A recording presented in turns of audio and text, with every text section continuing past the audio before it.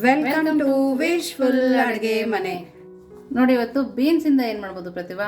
ಇವತ್ತು ಬೀನ್ಸ್ ಇಂದ ಒಂದು ಹೊಸ ರೆಸಿಪಿನ ಟ್ರೈ ಮಾಡೋಣ ಆಶಾ. ಯೂಶುವಲಿ ಬೀನ್ಸ್ ಮಕ್ಕಳು ತಿನ್ನಲ್ಲ, ಹೌದು. ಸೊ ಹಂಗಾಗ್ಬಿಟ್ಟು ಇವತ್ತು ಬೀನ್ಸ್ ಕ್ವಾಂಟಿಟಿನ ಜಾಸ್ತಿ ಹಾಕಿಬಿಟ್ಟು ಒಂದು ಹೆಲ್ದಿ ನ್ಯೂಟ್ರಿಷಿಯಸ್ ರೆಸಿಪಿನ ನಾವು ಇವತ್ತು ಮಾಡೋಣ. ಇಷ್ಟಪಡೋ ರೀತಿನಲ್ಲಿ. ಹೌದು, ಮಕ್ಕಳು ಇಷ್ಟಪಡುವಂಥ ರೀತಿಯಲ್ಲಿ. ಸೊ ನೋಡಿ, ಇಲ್ಲಿ ನಾನು ಬೀನ್ಸನ್ನು ತೊಳೆದು ಒರೆಸ್ಬಿಟ್ಟು ತಗೊಂಡಿದ್ದೀನಿ, ಅದ್ರ ಮುಂದಿನ ಭಾಗನ ತಕ್ಕೊಂಡಿದ್ದೀನಿ. ಸೊ ಇವಾಗ ಬೀನ್ಸ್ ಏನಿದೆ ಅಲ್ಲ ಆಶಾ, ನಾವು ಸಣ್ಣದಾಗಿ ನಾವು ಮೆಣಸಿನ್ಕಾಯಿ ಹೆಂಗೆ ಕಟ್ ಮಾಡ್ಕೋತೀವಿ ನೋಡು, ಆ ಥರ ಆದಷ್ಟು ಸಣ್ಣದಾಗಿ ನಾವು ಇಲ್ಲಿ ಬೀನ್ಸನ್ನು ಕಟ್ ಮಾಡ್ಕೋಬೇಕು.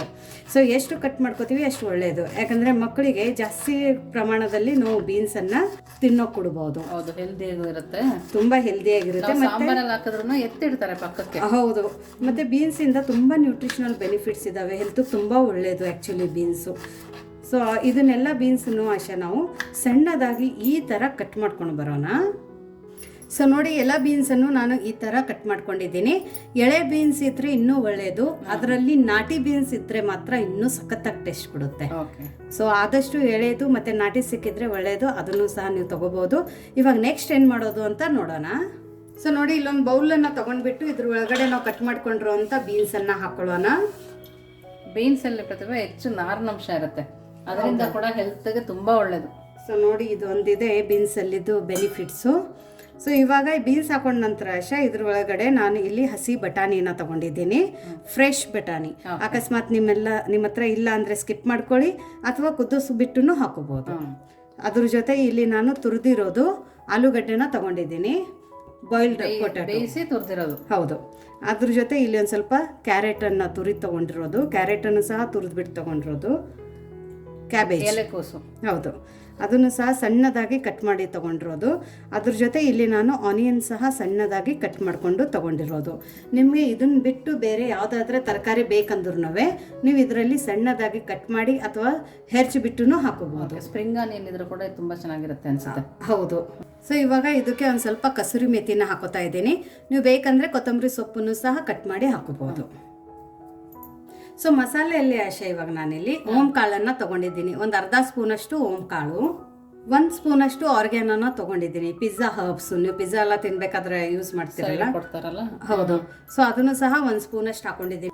ಒಂದು ಅರ್ಧ ಸ್ಪೂನಷ್ಟು ಇಲ್ಲಿ ನಾನು ಗರಂ ಮಸಾಲಾನ ತೊಗೊಂಡಿದ್ದೀನಿ.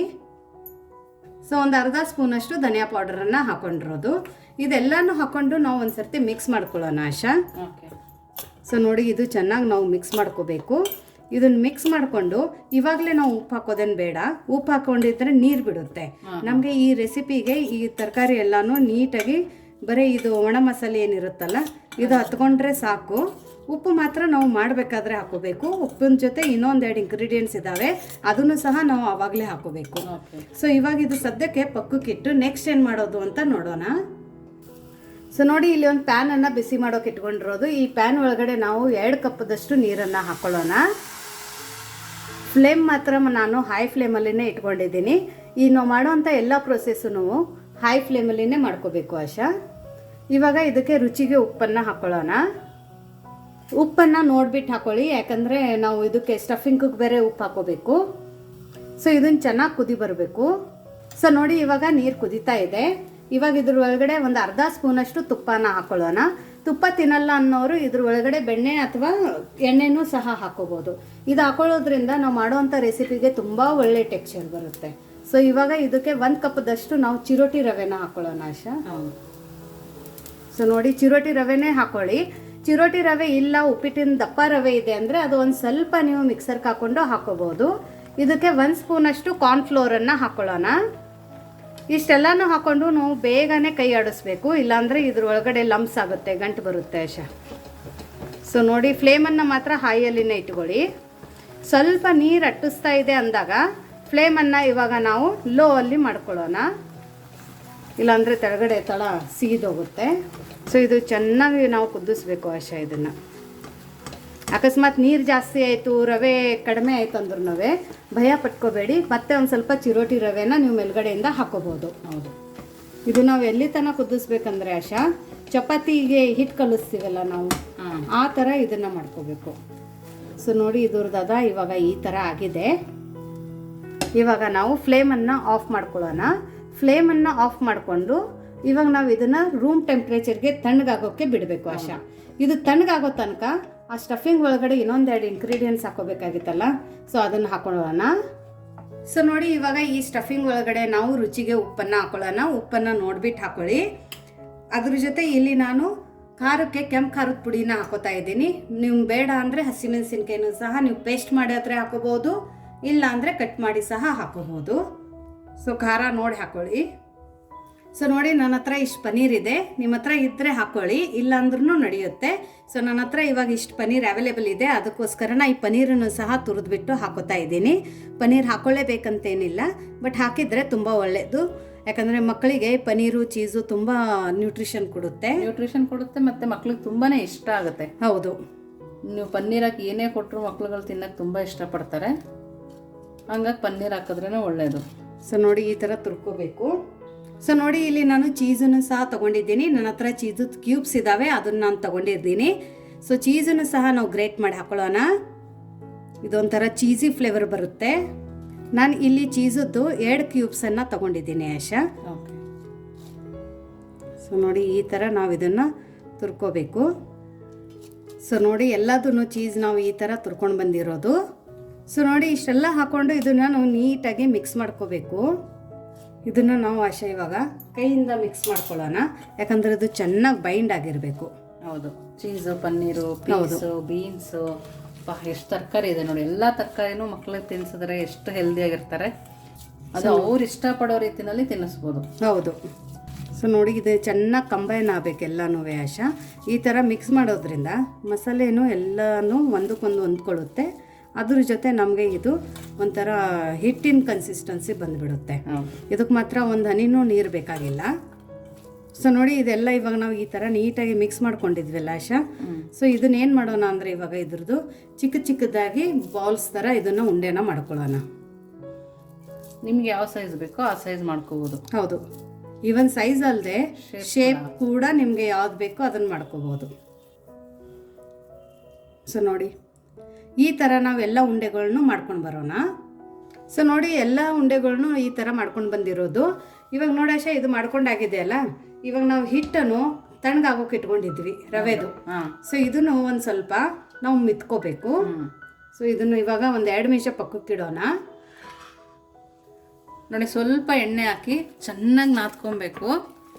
ನೀವು ಗೋಧಿ ಹಿಟ್ಟೆಲ್ಲ ನಾದ್ಕೋತಿರಲ್ಲ, ಆ ಥರ ನಾದ್ಕೋಬೇಕು. ಇದಕ್ಕೆ ಚಿರೋಟಿ ರವೆಗೆ ಜಿಗಿ ಅಂಶನೂ ಜಾಸ್ತಿ ಇರುತ್ತೆ ಆಶಾ. ಸೊ ತುಂಬಾನು ಗಟ್ಟಿ ಆಗೋ ತನಕ ಕುದಿಸ್ಬೇಡಿ, ಇಲ್ಲಾಂದ್ರೆ ತುಂಬ ಹಾಳಾಗುತ್ತೆ. ಹೌದು ನೋಡಿ, ಈ ಥರ ನಾದ್ಕೊಂಡ್ರೆ ಸಾಕಾಗತ್ತೆ. ನಿಮಗೊಂದು ಸ್ವಲ್ಪನೂ ಗಂಟಿರಬಾರ್ದು. ನೋಡಿ, ಈ ಥರ ನಾದ್ಕೊಂಡಿದ್ದೀನಿ. ಇವಾಗ ಸಣ್ಣದಾಗಿ ಉಂಡೆಗಳನ್ನಾಗಿ ತಗೊಬೇಕು. ನೋಡಿ, ಈ ಥರ. ಸೊ ಇದ್ರದ್ದು ನಾವು ಈ ಥರ ಉಂಡೆಗಳನ್ನ ಮಾಡ್ಕೊಂಡು ಬರೋಣ ಆಶಾ. ಸೊ ನೋಡಿ, ಇಲ್ಲಿ ನಾವು 2 ಉಂಡೆಗಳನ್ನ ಮಾಡ್ಕೊಂಡಿದ್ದೀವಿ, ಒಂದು ಮಸಾಲೆದು, ಒಂದು ರವೆದು ಆಶಾ. ಇಲ್ಲಿ ನಾನು ಎಣ್ಣೆನೂ ತೊಗೊಂಡಿದ್ದೀನಿ. ಸ್ವಲ್ಪ ಕೈಗೆ ಎಣ್ಣೆನ ಒರೆಸ್ಕೊಂಡು ಈ ಥರ ಇದನ್ನು ಕೈ ಒಳಗಡೆನೆ ನಾವು ಅಗಲ ಮಾಡ್ಕೋಬೇಕು. ಇದಕ್ಕೇನು ಲಟ್ಸೋದೇನು ಬೇಕಾಗಿಲ್ಲ. ನೋಡಿ, ಒಬ್ಬಟ್ಟಿಗೆ ಉಂಡೆ ಮಾಡ್ತೀವಲ್ಲ, ಆ ಥರ ಮಾಡ್ಕೊಂಡ್ರೆ ಸಾಕಾಗತ್ತೆ. ಇವಾಗ ಈ ಥರ ಆದಾಗ ಇದನ್ನು ನಾವು ಕ್ಲೋಸ್ ಮಾಡ್ಕೋಬೇಕು ಈ ಥರ. ಇದು ಮೇಲ್ಗಡೆದೇನು ಲೇಯರ್ ಇದೆ ಅಲ್ಲ ಆಶಾ, ವೈಟ್ ಕಲರ್ದು, ಅದು ತುಂಬ ಗಟ್ಟಿನೂ ಇರಬಾರ್ದು. ತುಂಬ ಗಟ್ಟಿ ಇದ್ರೂ ಬರಲ್ಲ. ಹೌದು, ಇಲ್ಲಾಂದರೆ ಎಳ್ಕೊಳ್ಳೋಕ್ಕೂ ಬರಲ್ಲ. ಇದು ನೋಡಿ ಎಷ್ಟು ಚೆನ್ನಾಗಿ ಹೂರ್ಣನ ಎಳ್ಕೊತಾ ಇದೆ ನೋಡು. ನೋಡಿ, ಈ ಥರ ಕ್ಲೋಸ್ ಆಗಬೇಕು ಅದು.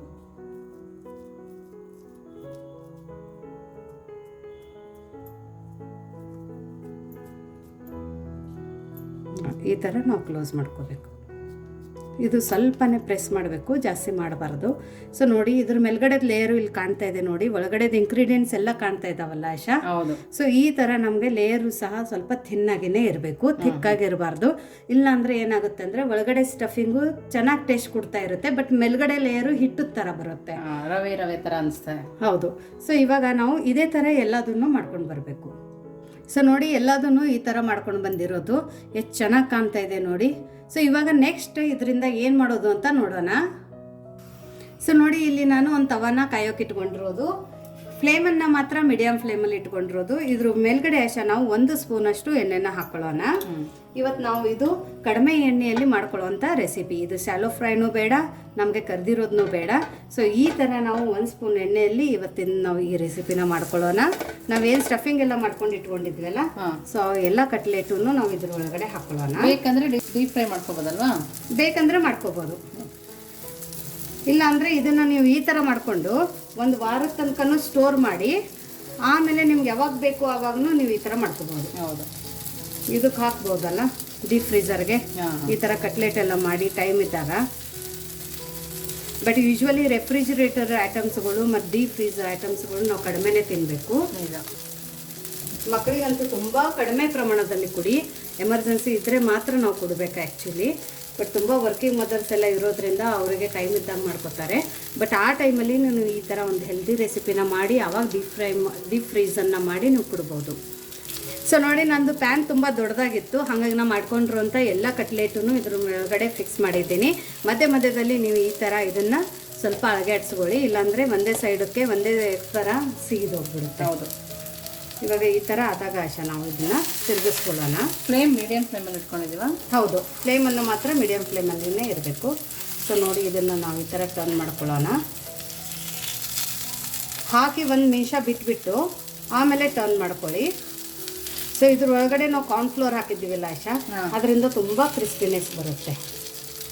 ಇವನ್ ಕಲರು ಕೂಡ ತುಂಬ ಚೆನ್ನಾಗಿ ಬರುತ್ತೆ. ಸೊ ಈ ಸೈಡನ್ನು ನಾವು ಒಂದು ಸ್ವಲ್ಪ ಗೋಲ್ಡನ್ ಬ್ರೌನ್ ಆಗೋ ತನಕ ಬೇಯಿಸ್ಕೊಳ್ಳೋಣ. ಸೊ ನೋಡಿ, ಎಲ್ಲದನ್ನು ಈಗ ಚೆನ್ನಾಗಿ ಬೇಯ್ದಿದೆ. ಇವಾಗ ಫ್ಲೇಮನ್ನು ಆಫ್ ಮಾಡಿಕೊಂಡು ಇದನ್ನು ನಾವು ಎದ್ರ ಜೊತೆ ತಿನ್ನೋದು ಅಂತ ನೋಡೋಣ ಆಶಾ. ಸೊ ನೋಡಿ, ನಮ್ಮದು ಇಲ್ಲಿ ಬಿಸಿ ಬಿಸಿ ರವೆದು ಕಟ್ಲೆಟ್ ರೆಡಿಯಾಗಿದೆ, ಬೀನ್ಸ್ ಕಟ್ಲೆಟನ್ನು ರೆಡಿಯಾಗಿದೆ. ಸೊ ಎಷ್ಟು ಚೆನ್ನಾಗಾಗಿದೆ ಅಂತ ಇಲ್ಲಿ ನೀವು ನೋಡ್ಬೋದು. ನೋಡಿ, ಹೆಚ್ಚು ಎಣ್ಣೆನೂ ಬಳಸಿಲ್ಲ. ಹೌದು. ಸೊ ನೋಡಿ, ಈ ಪಫ್ ಸ್ಮೆಲ್ ಬರ್ತಾ ಇದೆ ಪ್ರತಿಭಾ. ಹೌದಾ? ಪಫ್ ಮಾಡ್ತೀವಲ್ಲ, ಆ ಸ್ಮೆಲ್ ಬರ್ತಾ ಇದೆ. ಸೊ ಇದ್ರ ಜೊತೆ ಆಶಾ ಇಲ್ಲಿ ನಾನು ಕೆಚಪನ್ನು ತೊಗೊಂಡಿದ್ದೀನಿ. ನಿಮಗೆ ಬೇಕಂದರೆ ಮ್ಯಾಯೋನೀಸ್ ತೊಗೊಳ್ಳಿ, ಅಥವಾ ಹಾಗೇನೂ ತಿನ್ಕೋಬೋದು, ಇಲ್ಲ ಪುದೀನ ಚಟ್ನಿ ಜೊತೆನೂ ತಿನ್ಕೋಬೋದು. ಇದನ್ನು ನಾನು ನಿಮ್ಗೆ ಓಪನ್ ಮಾಡಿ ತೋರಿಸ್ತೀನಿ. ಚೆನ್ನಾಗಾಗಿದೆ ನೋಡಿ ಆಶಾ, ತುಂಬ ಚೆನ್ನಾಗಿದೆ. ಒಳಗಡೆ ಸ್ಟಫಿಂಗ್ ಕೂಡ ಎಷ್ಟು ಚೆನ್ನಾಗಿದೆ ನೋಡಿ. ನೋಡಿ, ಅದು ಚೀಸು, ಆ ಬೀನ್ಸು, ಆ ಮಸಾಲೆ ಎಷ್ಟು ಚೆನ್ನಾಗಿ ಕಾಣ್ತಾ ಇದೆ ನೋಡಾಶಾ. ಕೆಚಪ್ ಜೊತೆ ತಿನ್ನೋಡು ಎಷ್ಟು ಚೆನ್ನಾಗಿ ಮೇಲ್ಗಡೆ. ಹೌದು, ಮೇಲ್ಗಡೆ ಲೇಯರು ತುಂಬ ಕ್ರಿಸ್ಪಿ ಅನ್ನಿಸ್ತಾ ಇದೆ ನೋಡಿ. ಮೇಲ್ಗಡೆ ಕ್ರಿಸ್ಪಿ ಇದೆ, ಒಳಗಡೆ ತರಕಾರಿ ತುಂಬ ಚೆನ್ನಾಗಿ ಅನ್ನಿಸ್ತಾ ಇದೆ. ಸ್ಟಫಿಂಗ್ ಹೆಂಗೆ ಅನ್ನಿಸ್ತಾ ಇದೆ ಬಾಯಿಯಲ್ಲಿ? ಕ್ರಂಚಿ ಆಗಿದೆ, ತುಂಬ ಚೆನ್ನಾಗಿದೆ. ಹೌದಾ? ಬೀನ್ಸು ಕೂಡ ಕ್ರಂಚಿ ಅನ್ನಿಸ್ತಾ ಇದೆ. ಬಟ್ ಯಾವ ತರಕಾರಿ ಅಂತ ಗೊತ್ತಾಗಲ್ಲ, ತುಂಬ ಟೇಸ್ಟ್ ಅನ್ಸುತ್ತೆ. ಸೊ ನೋಡಿ, ಎಷ್ಟು ಒಳ್ಳೆ ರೆಸಿಪಿ. ನಾವು ಬೀನ್ಸು ಮತ್ತು 1 ಕಪ್ ರವೆಯಿಂದ 1 ಸ್ಪೂನ್ ಎಣ್ಣೆಯಲ್ಲಿ ಮಾಡ್ಕೊಂಡಿರುವಂಥ ರೆಸಿಪಿ. ಸೊ ಇದ್ರ ಒಳಗಡೆ ಯಾವುದೇ ಥರ ಸೋಡಾ ಆಗಲಿ, ಇನ್ನೂ ಆಗಲಿ, ಮೊಸರಾಗಲಿ, ಯಾವುದೇ ಪ್ರಿಸರ್ವೇಟಿವ್ಸ್ ಇಲ್ಲ. ಸೊ ಈ ರೆಸಿಪಿ ನಿಮಗೆ ಹೇಗೆ ಅನ್ನಿಸ್ತು ಅಂತ ಕಮೆಂಟ್ ಮೂಲಕ ತಿಳಿಸೋದನ್ನು ಮರಿಬೇಡಿ. ಸೊ ಮತ್ತೆ ಸಿಗೋಣ ಹೊಸ ರೆಸಿಪಿ ಜೊತೆ. ಇನ್ನೂ ನಿಮಗೆ ಜ್ಞಾಪಿಸ್ತೀನಿ, ನಮ್ಮ ಚಾನಲ್ನ ನೀವು ಸಬ್ಸ್ಕ್ರೈಬ್ ಮಾಡಿಲ್ಲ ಅಂದರೆ ದಯವಿಟ್ಟು ಸಬ್ಸ್ಕ್ರೈಬ್ ಮಾಡೋದನ್ನು ಮರಿಬೇಡಿ. ವಿಶ್ ಫುಲ್ ಅಡುಗೆ ಮನೆಗೆ. Thank you.